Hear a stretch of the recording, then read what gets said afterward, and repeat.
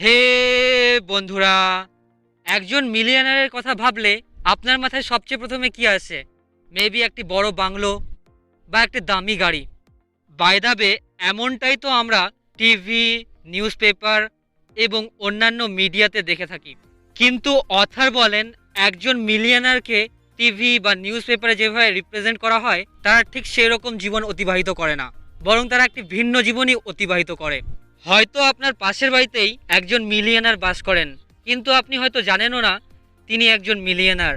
আর কেউ যদি এসে বলে এই ব্যক্তিটি একজন মিলিয়নার, তবে হয়তো আপনি তার কথা বিশ্বাসই করতে পারবেন না, বা হয়তো আপনি তাকেই একজন পাগল বলে দেবেন, কারণ সেই ব্যক্তিটি এতটাই সিম্পল লাইফ স্পেন্ড করেন। তবে যদি একটি বড় বাংলো বা একটি দামি গাড়ি একজন মিলিয়নারের পরিচয় দেয় না, তবে কোন সমস্ত ট্রেডস বা সাইনগুলো দেখে আমরা বুঝতে পারবো কেউ একজন মিলিয়নার হয় বা ইন ফিউচারে একজন মিলিয়নার হতে পারে? আজ আমি আপনাদের সাথে দ্য মিলিয়নার নেক্সট ডোর এই বুক থেকে এমন 5টি সাইন বা ট্রেড শেয়ার করব, যেগুলি দেখে আমরা বুঝতে পারবো যে কেউ একজন মিলিয়নার হয় বা ইন ফিউচারে একজন মিলিয়নার হতে পারে। সেই সমস্ত পয়েন্টসগুলো হলো: number 1, live below your means. আমাদের মধ্যে ম্যাক্সিমামই এমন ব্যক্তি হবে যারা মনে করে যে মানি আর্ন করা খুবই টাফ, কিন্তু মানি আর্ন করার থেকেও বেশি টাফ হলো সেই মানিকে নিজের কাছে হোল্ড করে রাখা।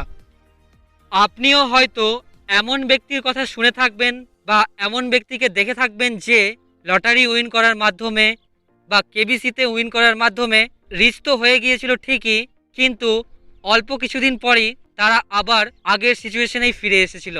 কারণ যখন আমাদের কাছে প্রচুর মানি থাকে, তখন আমরা সেই মানিকে প্রপারলি ম্যানেজ করতে ফোকাস করি না, বরং সেই মানি দিয়ে আমরা আমাদের ডিজায়ার ও আমাদের ওয়ান্টসগুলোকে ফুলফিল করতে স্টার্ট করে দিই।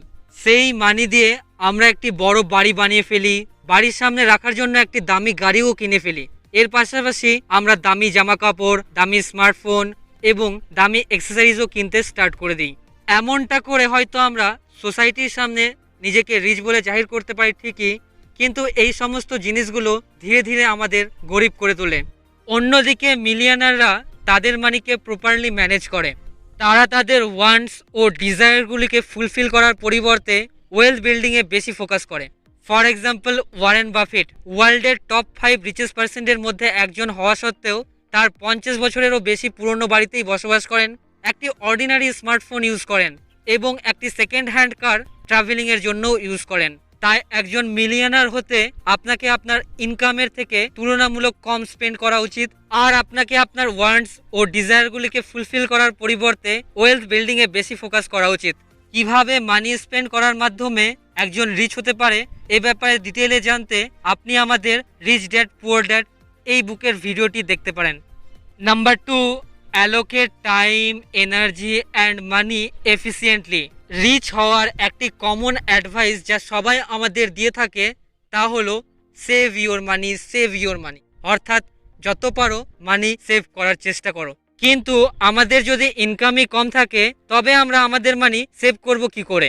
কারণ ইনকাম এবং সেভিংস ডাইরেক্টলি প্রপোর্শনেট হয়, অর্থাৎ আমরা যত বেশি মানি আর্ন করব ঠিক তত বেশি মানি সেভ করতে পারবো। অর্থাৎ আমরা যদি আমাদের সেভিংসকে ইনক্রিজ করতে চাই, তবে আমাদের ইনকামকেও ইনক্রিজ করার চেষ্টা করতে হবে। আর আমাদের ইনকামকে ইনক্রিজ করতে আমাদের টাইম, আমাদের এনার্জি ও মানিকে ওয়াইজলি স্পেন্ড করার মাধ্যমে কন্টিনিউয়াসলি নিউ জিনিস শিখতে হবে, যার সাহায্যে আমরা আমাদের ইনকাম ইনক্রিজ করতে পারি। এই ব্যাপারে ওয়ারেন বাফেট বলেন যে the more you learn the more you earn, অর্থাৎ আমরা যত বেশি শিখব আমরা তত বেশি মানি আর্ন করতে পারবো। এছাড়া আপনি আপনার টাইম, এনার্জি ও মানি ইনভেস্ট করার মাধ্যমে পার্সোনাল ফাইন্যান্স ও ইনভেস্টমেন্টের ব্যাপারেও শিখতে পারেন। এর পাশাপাশি আপনি মান্থলি বাজেট প্রিপেয়ার করতে পারেন, আপনি আপনার মান্থলি এক্সপেন্সেস ও মান্থলি ইনভেস্টমেন্টগুলোকেও ট্র্যাক করতে পারেন। এগুলোর সাহায্যে আপনি আপনার মানিকে প্রপারলি ম্যানেজ করতে পারবেন এবং একজন মিলিয়নারও হয়ে উঠতে পারবেন। Number 3, don't depend on parents financial support. আপনিও হয়তো এই ব্যাপারটি শুনে থাকবেন যে ডেভেলপ কান্ট্রিজে ছেলেমেয়েরা যখন 18 বছর বা তার বেশি বয়স্ক হয়ে ওঠে, তখন তারা তাদের প্যারেন্টস থেকে দূরে থাকে এবং তারা তাদের ডেইলি নিডস ও অন্যান্য এক্সপেন্সগুলি নিজেই ম্যানেজ করে। এইভাবেই নিজের রেসপন্সিবিলিটি নিজের উপর নেওয়ার মাধ্যমে এবং নিজের এক্সপেন্সগুলো ম্যানেজ করার মাধ্যমে তারা একজন রেসপন্সিবল ও ফাইন্যান্সিয়ালি ডিসিপ্লিন পার্সন হয়ে ওঠে। তাই কবে থেকে বলছি বাইরে যেতে দাও, বাইরে যেতে দাও। সরি আর বলবো না। ও হ্যাঁ, ওয়ার্নিংটা দিতে ভুলে গিয়েছিলাম। আপনি যদি ইন্ডিয়াতে থাকেন বা আমার মতো কোনো টিপিক্যাল বেঙ্গলি ফ্যামিলি থেকে বিলং করেন, তবে এমনটা বলা হয়তো আপনার স্বাস্থ্যের পক্ষে ক্ষতিকারক হতে পারে। রিস্ক নিলে নিন, পরে আমাকে বলবেন না আমি ওয়ার্ন করিনি। জোকস অ্যাপার্ট, হ্যাঁ যেটা বলছিলাম, আপনি যদি একজন রিচ পার্সন হতে চান তবে আপনাকে প্যারেন্টসের ফাইন্যান্সিয়াল সাপোর্টের উপর ডিপেন্ড করা বন্ধ করতে হবে। এই পয়েন্টকে ফরওয়ার্ড ক্যারি করে আমাদের নেক্সট পয়েন্ট আসে। Number 4, become self sufficient. 21st সেঞ্চুরির প্রথম দশকে এরকম আর্টিকেল খুব পাবলিশ হতো যে 21st century is going to be চিন্দিয়ান সেঞ্চুরি, কিন্তু আনফর্চুনেটলি বর্তমান সময়ে এমনটা আর লেখা হয় না, বরং এমনটা লেখা হয় যে 21st century is going to be Chinese century. India ও চায়না দুটি দেশ একসাথে তাদের জার্নি স্টার্ট করলো, কিন্তু হঠাৎ করে কি এমন হলো যে ইন্ডিয়া এতটাই পিছিয়ে পড়লো?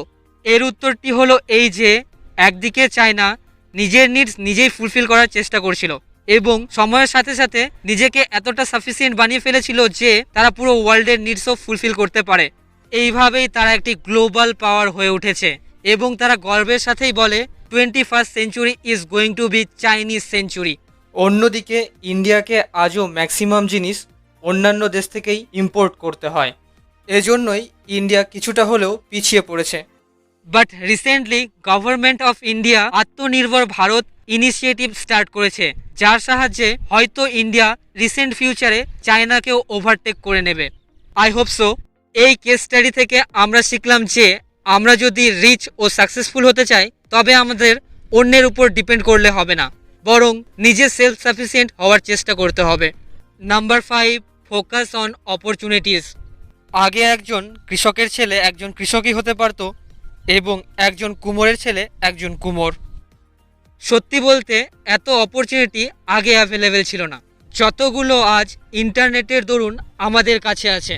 এই সব কথা জানার পরও আমাদের মধ্যে অনেকেই সেফ প্লে করতে বেশি ভালোবাসি।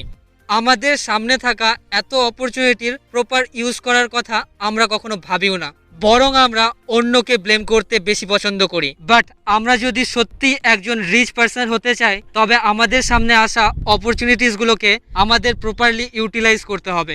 আর আপনি যদি এমনটা করে থাকেন তবে কংগ্রেটস, আপনি রিসেন্টলি একজন মিলিয়নার হবেন। ফাইনালি আজকের ভিডিও থেকে আমরা যে সমস্ত জিনিস শিখলাম সেগুলি হলো, number 1, live below your means, অর্থাৎ নিজের ইনকামের থেকে তুলনামূলক কম এক্সপেন্স করুন। Number 2, allocate time, energy and money efficiently, অর্থাৎ নিজের ইনকামকে ইনক্রিজ করতে ও নিজের মানিকে প্রপারলি ম্যানেজ করতে আপনার টাইম, এনার্জি ও মানির প্রপারলি ইউজ করুন। Number 3, don't depend on parents financial support, অর্থাৎ প্যারেন্টসের ফাইন্যান্সিয়াল সাপোর্টের উপর ডিপেন্ড করা বন্ধ করুন। নাম্বার 4, বিকাম সেলফ সাফিসিয়েন্ট, অর্থাৎ আত্মনির্ভর হওয়ার চেষ্টা করুন। নাম্বার 5, ফোকাস অন অপরচুনিটিস, অর্থাৎ সুযোগ পেলে সেই সমস্ত সুযোগের প্রপার ইউজ করুন। এই সমস্ত ট্রেডসগুলির মধ্যে কোন ট্রেডসটি আপনার মধ্যে আছে কমেন্ট করে জানাতে পারেন। আর একটিও যদি আপনার মধ্যে না থাকে তবে আজ থেকেই এই সমস্ত ক্যারেক্টারিস্টিকগুলো নিজের মধ্যে ডেভেলপ করার চেষ্টা করুন। হোপ ভিডিওটি আপনাদের কাছে হেল্পফুল মনে হয়েছে, তবে ভিডিওটি লাইক করুন এবং বন্ধুদের সাথে শেয়ার করুন। At the end, thanks for your precious moment.